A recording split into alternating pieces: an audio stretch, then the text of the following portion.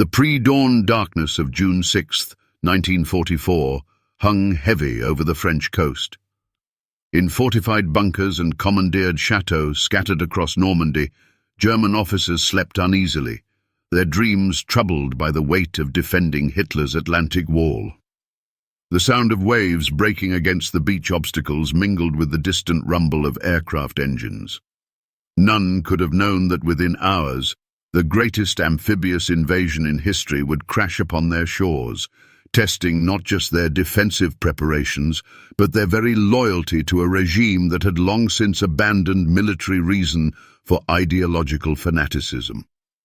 The weather had been atrocious for days, storms lashing the channel with such fury that German meteorologists had confidently predicted no invasion could come in early June. Many senior officers had taken the opportunity to travel. The troops manning the Atlantic Wall, stretched thin across hundreds of miles of coastline, had grown complacent after 4 years of occupation duty. The best divisions had been bled away to the Russian front, replaced by second-rate formations filled with conscripts and reluctant volunteers from occupied territories. Field Marshal Rommel had spent months inspecting these defences, driving his staff officers to exhaustion, as he demanded more mines, more obstacles, more concrete. The Desert Fox understood what many of his colleagues refused to accept. The Allies would come, and when they did, Germany's only hope lay in crushing them on the beaches within the first 24 hours. After that, Allied air superiority and material abundance would make defeat inevitable. He had argued passionately with Field Marshal von Rundstedt, the elderly aristocrat who commanded all German forces in the West, about where to position the Panzer divisions. Rommel wanted them close to the coast, ready to counterattack immediately. Von Rundstedt, fighting the last war, preferred them held in reserve, to be committed only when the main invasion site became clear. Hitler, with his mystical faith in his own strategic genius, had sided with neither, instead keeping the armoured reserves under his personal control. No Panzer division could move without the Führer's explicit permission, and in the early hours of June 6th, the Führer was asleep. His staff officers, knowing his rage when awakened unnecessarily, hesitated to disturb him with reports of airborne landings and naval bombardment. Perhaps this was merely another diversion, like the raids that had come before. They would wait for confirmation. At his headquarters in La Roche-Guyon, Rommel was not even present. He had driven to Germany to celebrate his wife's birthday and to personally plead with Hitler for more resources. The Field Marshal, who had predicted that the invasion must be stopped on the first day, would not be there to direct the defense during those critical first hours. His Chief of Staff, General Hans Speidel, received the initial reports with skepticism.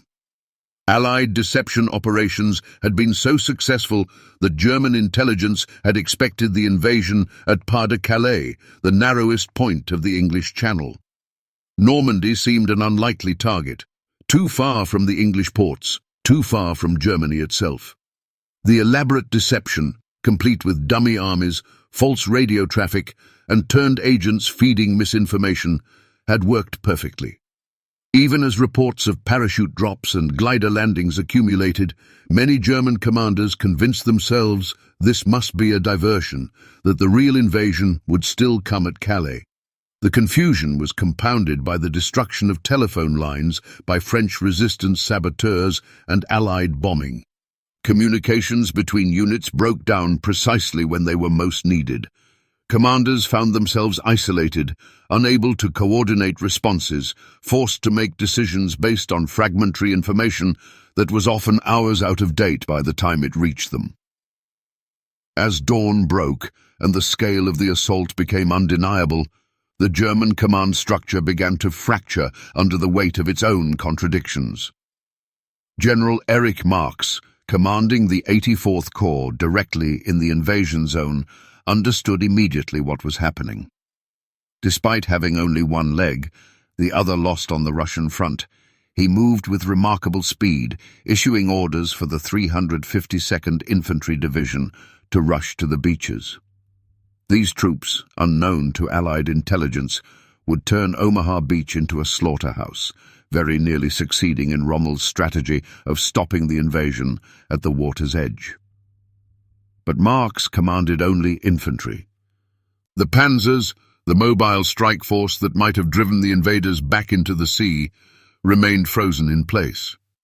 General Leo Geyer von Schweppenburg, commanding Panzer Group West, could only watch in frustration as his tanks sat idle while Allied soldiers poured ashore. He needed permission from Hitler to move, and Hitler was still unavailable. The Byzantine command structure that the Führer had created, overlapping authorities, competing chains of command, deliberate ambiguity about who could order what, was designed to prevent any general from accumulating enough power to threaten the regime. Now it was preventing anyone from mounting an effective defense.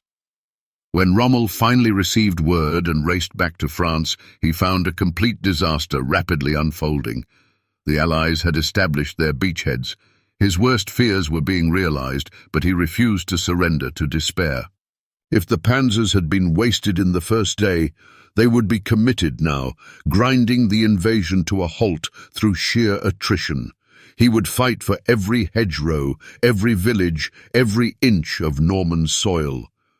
Perhaps he could still contain the Allied forces long enough for the secret weapons, the V-1 rockets, the jet aircraft, to turn the tide.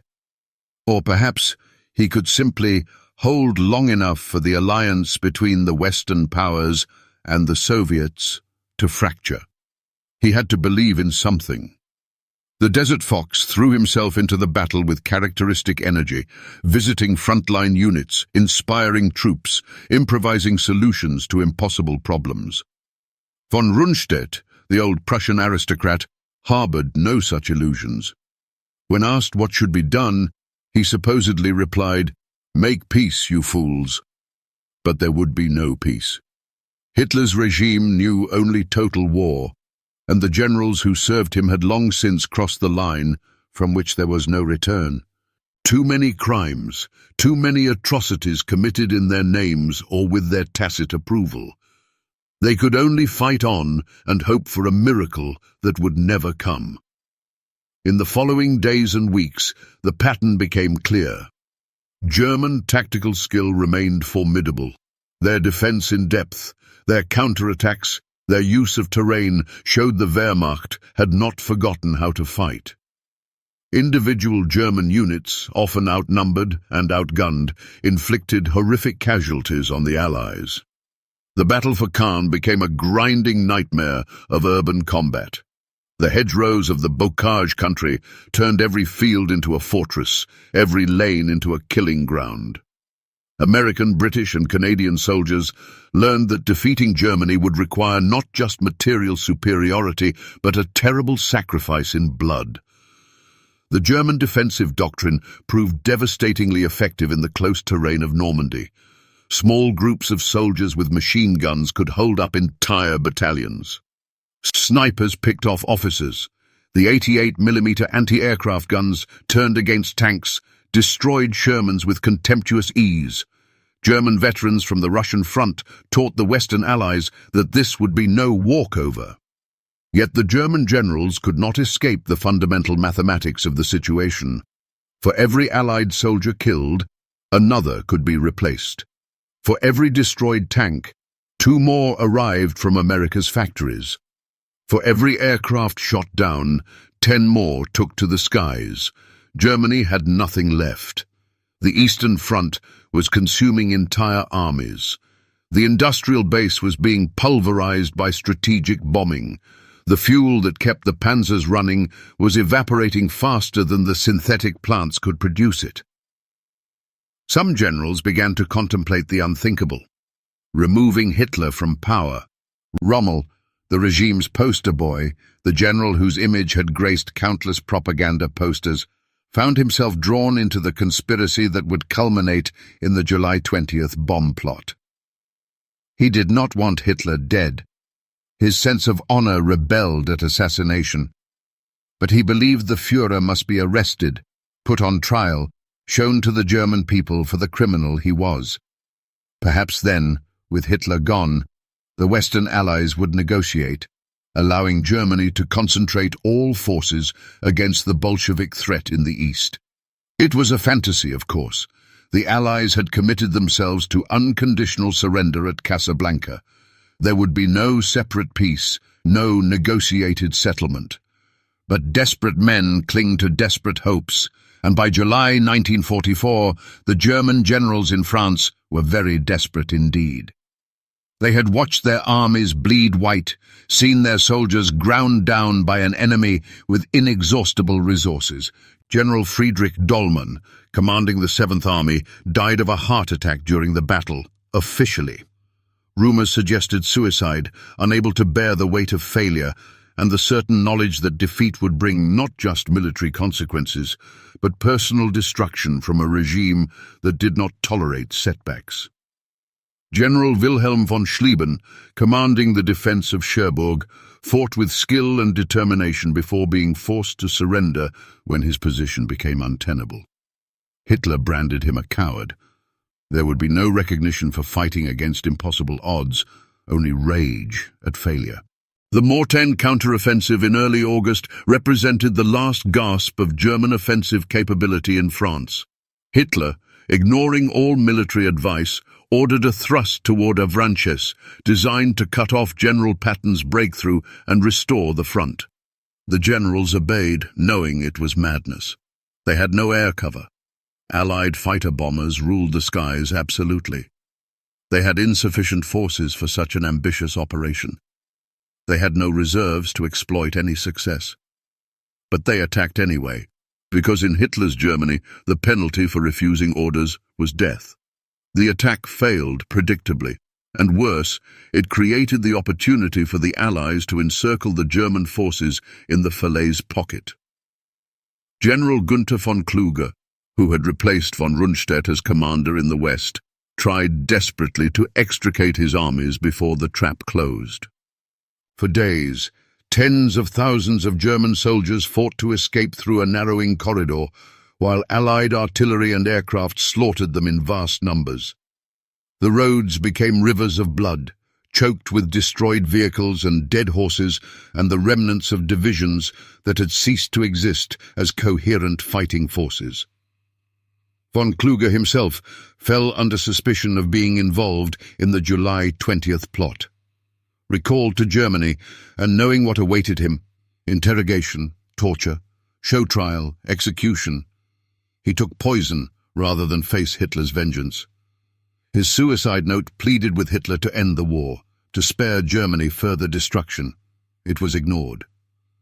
Rommel never made it back to Germany to stand trial. Critically wounded when Allied aircraft strafed his staff car, he was convalescing when the Gestapo came with proof of his connection to the conspiracy. They offered him a choice: public trial and the execution of his entire family, or suicide and a state funeral with his family's safety guaranteed. He chose the cyanide capsule. Germany mourned its greatest general, told he had died of his wounds, never knowing he had been murdered by the regime he served. By late August, the German position in France had collapsed completely. The generals who survived led their shattered units in headlong retreat toward the German border, hoping to establish a defensive line where they might hold through the winter. They had lost France, lost the Low Countries, lost any chance of maintaining the Atlantic Wall. Their armies were shadows of what they had been, filled with old men and boys, equipped with obsolete weapons and vehicles running on fumes. The generals who had faced the Allied invasion were broken men, serving a broken regime, leading a broken army. Some, like Model, would continue fighting with fanatical determination until they too fell or took their own lives. Others would surrender when the end came, facing war crimes, tribunals for their roles in the Wehrmacht's atrocities in the East. A few, like Speidel, would survive to serve in the new West German military, their expertise needed in the Cold War that followed. But in those desperate summer days of 1944, as the Allied invasion became an Allied conquest, The German generals learned the hardest lesson of all. Tactical brilliance, operational skill, even strategic vision meant nothing when serving an evil cause with inadequate means. They had helped build Hitler's war machine, had led it to victory after victory, had believed themselves masters of modern warfare. Now they watched it collapse, knowing that history would judge them not for the battles they won, but for the regime they served and the crimes committed in their name.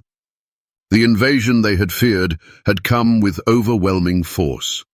They had fought it with all the skill and courage their profession demanded, deploying every tactical innovation and defensive technique their military tradition had developed. And they had lost, utterly and completely, as they perhaps knew they must, from the moment the first landing craft touched the sand at Normandy. The only question had been how long they could delay the inevitable, and how many would die before the end finally came. That answer, written in blood across the fields of France, would haunt the survivors for the rest of their days.